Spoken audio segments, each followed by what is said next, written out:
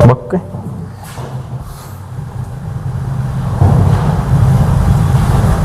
नमस्कार मित्रांनो, तर मी प्रेमराज पाटील इझी सिव्हिल अकॅडमीमध्ये आपलं स्वागत करतो.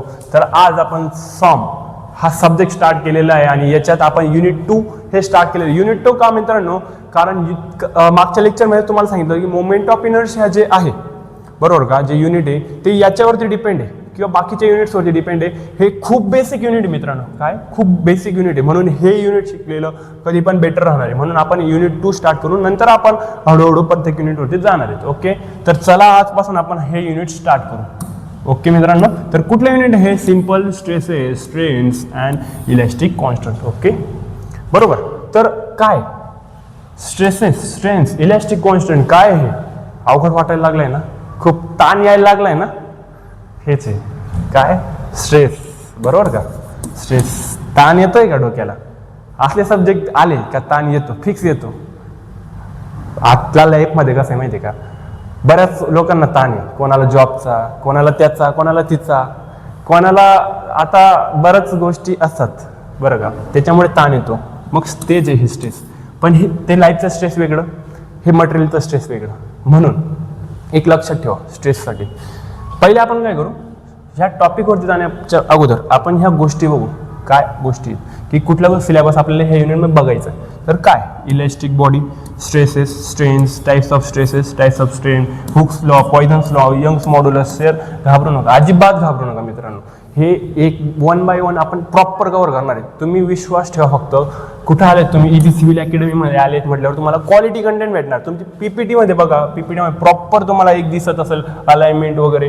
खूप मेहनत घेतो मित्रांनो तुमच्यासाठी. तुम्ही विश्वास ठेवून प्रॉपर अभ्यास करा बरं का, तुम्हाला शुअर चांगले मार्क पडतील. तर आपण हे युनिट चला आजपासून स्टार्ट करू. तर चला, हा तर बघा, व्हॉट इज द स्ट्रेस. बरं का, तुम्हाला आता मगाशी सांगितलं स्ट्रेस म्हणजे काय, मराठीत लिहू आपण ताण. ओके बरोबर, ताण. पण हा जो स्ट्रेस आहे ना मित्रांनो, हा वेगळा आहे. मटेरियल असतं आपल्या सिव्हिल इंजिनिअरिंगमध्ये, वेगवेगळे मटेरियल्स असतात. RCC हे बघा, स्टील, कॉन्क्रीट, टिंबर, कॉपर, वेगवेगळे मटेरियल्स आहेत बरोबर. तर त्या मटेरियल्सवरती फोर्सेस वेगवेगळे येतात बरोबर. फोर्स सिस्टीम आपण मेकॅनिक्समध्ये शिकलोय, जरी नाही शिकले असणार तरी आपण कव्हर करू. ओके, हे वेगवेगळे. आता हे मटेरियल आहे, हे पण कशापासून बनलेलं आहे ना, जर मी याच्यावरती फोर्स लावला, ओके का, याच्यावरती कुठला तरी फोर्स लावला तर हे आतून मला काहीतरी रेजिस्टन्स देईल. म्हणून तर हे तुटत नाही ना अजून पण, बरोबर का. मी याच्यावरती फोर्स टाकतोय, हे तुटतंय का नाही, काहीतरी याच्या आतून मला एक इंटरनल ताकद आहे. जशी आपण आतली शक्ती असते ना ती टाकतोय. जसं की आपण हे ताणलं तर ते जाते का, कुठं नाही जाते. म्हणून म्हणजे इंटरनल काहीतरी रेजिस्टन्स आहे बरं का. ही खूप बेसिक डेफिनेशन आहे चांगली. काय internal resistance, stress is the internal resistance. पण आता लक्षात ठेवा, ओके काय लक्षात ठेवा, जेव्हा मी फोर्स लावतोय मित्रांनो बरोबर का, फोर्स लावतोय, हा पर्टिक्युलर एका पॉईंटला लागतोय का नाही, पूर्ण एरियावरती लागतोय बरोबर का, लागतोय ना, पूर्ण एरियावरती लागतोय ना. मग पूर्ण एरिया आपल्याला काय करतं, पूर्ण एरिया आपल्याला रेजिस्टन्स देतं. रेजिस्टन्स काय माहिती आहे का, रेजिस्टन्स काय असतं, मराठी मीडियमचे पोरं ज्यांना वाटत असेल की रेजिस्टन्स काय असतं. रेजिस्टन्स म्हणजे प्रतिकार शक्ती. काय प्रतिकार शक्ती म्हणजे आपण त्याला काय करतोय, प्रतिकार करतोय की तू मला जेवढं ताणशील मी तेवढं माझी ताकद लावेल ती सहन करण्याची बरोबर. तर ती प्रतिकार. मग बघा इकडं काय डेफिनेशन सांगितली, stress is the internal resistance. आणि काय सांगितलं, एका पॉईंटला लागते का, पूर्ण एरियावरती लागते. त्यामुळे काय, offered by the body per unit area, त्यालाच काय म्हणायचं, स्ट्रेस बरोबर. काय म्हणायचं, स्ट्रेस. शिकलेत तरी अजून नीट एक्झाम्पल पाहिजे, लक्ष द्या. आपला मोठा भाऊ आहे एक, हा आपण येतो ए, आणि इकडं 2 मिनिटं आपण सेन्सिंग बोर्डवरती जाऊ. ओके का, सेन्सिंग बोर्डवरती जाऊ आणि इथं शिकू आपण. डन. तर चला काय आहे आपण बघू. तर इकडे लक्ष द्या. आपण काय की हा आपला मोठा भाऊ आहे, ओके काय बी, आणि हा त्याचा छोटा भाऊ आहे काय ए. दोघांवरती आईने काय केलं, दळण दळायला पाठवलं आपल्याला. ओके, दळण दळायला पाठवले. 2 एक तगारे असतात ना आपल्याला, दळण जे टाकलेलं असतं ते तगारी ठेवली आपल्या डोक्यावरती. सेम तगारी ठेवल्या, काहीच विचार केला नाही मोठ्याचा किंवा धाकट्याचा भेदभाव केला. दोघांच्या वरती सेम तगारी ठेवली. आणि काय केलं की हा पण चाललाय माझ्यासोबत आणि तो पण चाललाय, मस्त मजेत जाताय. थोड्या वेळेनंतर काय होईल, कोणाला ताण जास्त यायला लागेल रे, याला काय याला, विचार कर. हा छोटा आहे बरोबर का, हा छोटा आहे म्हणजे याचा एरिया छोटा आहे, एवढं लक्षात ठेवा. काय, याचा एरिया काय आहे, छोटा आहे. याचा एरियालाच तुम्ही एजशी रिलेट करा. एज काय मित्रांनो, छोटा आहे, बरोबर. मग ज्याचा एरिया आता, बरोबर, मग लवकर ताण कोणाला येतंय, लिटल बरोबर ना. आता सहज आहे, छोट्या भावाला जाणार आहे ना, तर त्यामुळं ह्याला एरिया कमी असल्यामुळे याला ताण काय येतोय, जास्त येतोय, बरोबर ना.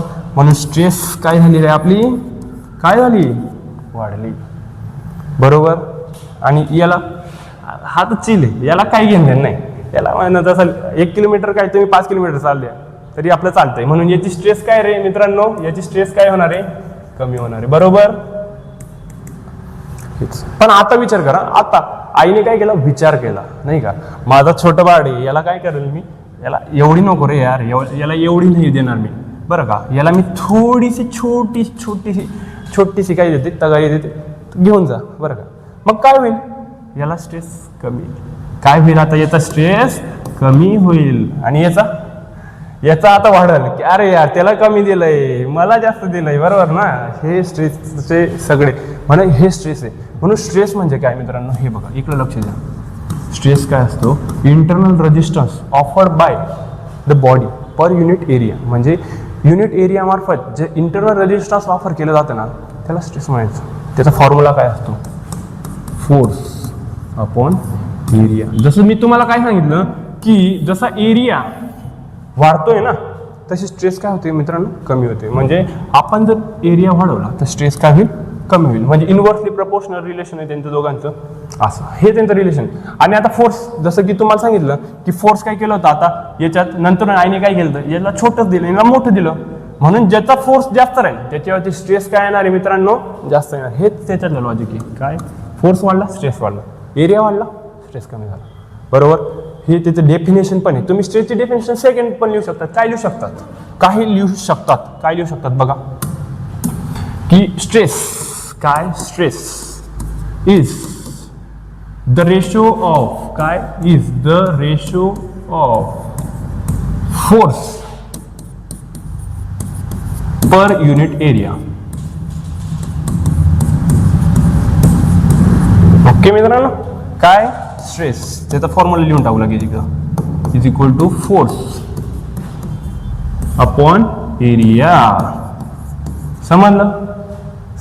मेकॅनिक्स मध्ये फोर्सला युनिट काय असतं रे, कोणी डिफाईन केला हा फोर्स, माहित आहे ना, कोण आहे हा आपला, न्यूटन, बरोबर ना. खूप ताण देतो डोक्याला, या भावाने खूप शिव्या खाल्ल्या तुम्हाला माहित असेल.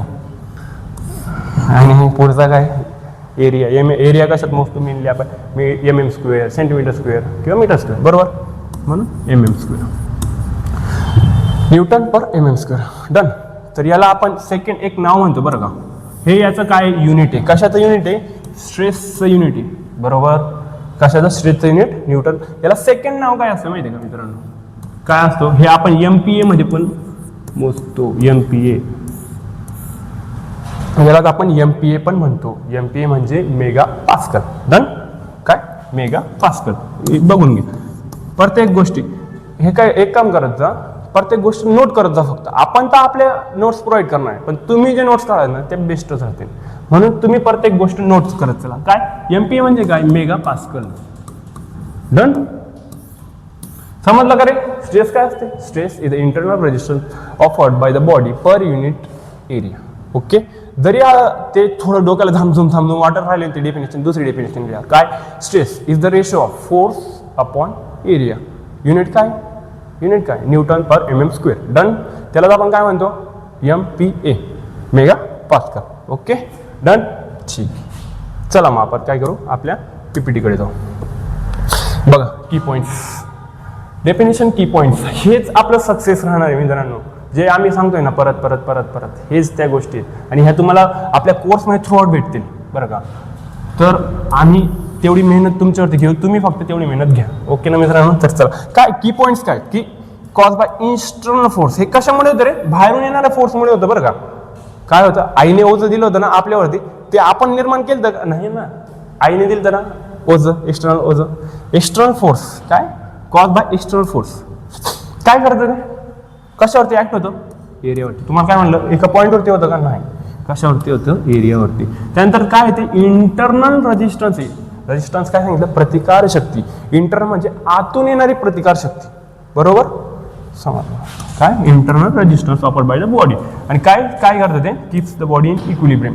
हे गोष्टी इक्विलिब्रियम आता समजणार नाही, आपण करू, क्लिअर करू, स्टेप बाय स्टेप जाऊ. आता हे इक्विलिब्रियम हा शब्द जरी नाही समजला मेकॅनिक्समध्ये, मला तरी वाटतं की शिकलेले असावं, नाही तर मग आपण पुढं स्ट्रेन जेव्हा येईल तेव्हा आपण इक्विलिब्रियम शिकू. ओके मित्रांनो, तर चला पुढे जाऊ. आपण एक एक्झाम्पल घ्यायचं आहे मला.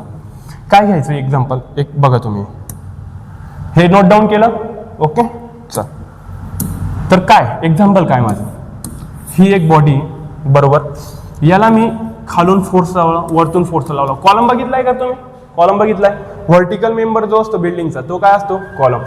असा व्हर्टिकलच असतो ना, बरोबर, त्याला वरतून येणारा फोर्स असतो, बरोबर. आता वेगवेगळे फोर्सेस असतात, tensile force, compressive force, share force, torsion force, वेगवेगळे फोर्स असतात. तर हे काय कॉम्प्रेसिव्ह फोर्स आहे. आपण फोर्सेस शिकणार आहेत, टेन्शन घेऊ नका, फोर्सेस शिकणार आहेत तरी पण.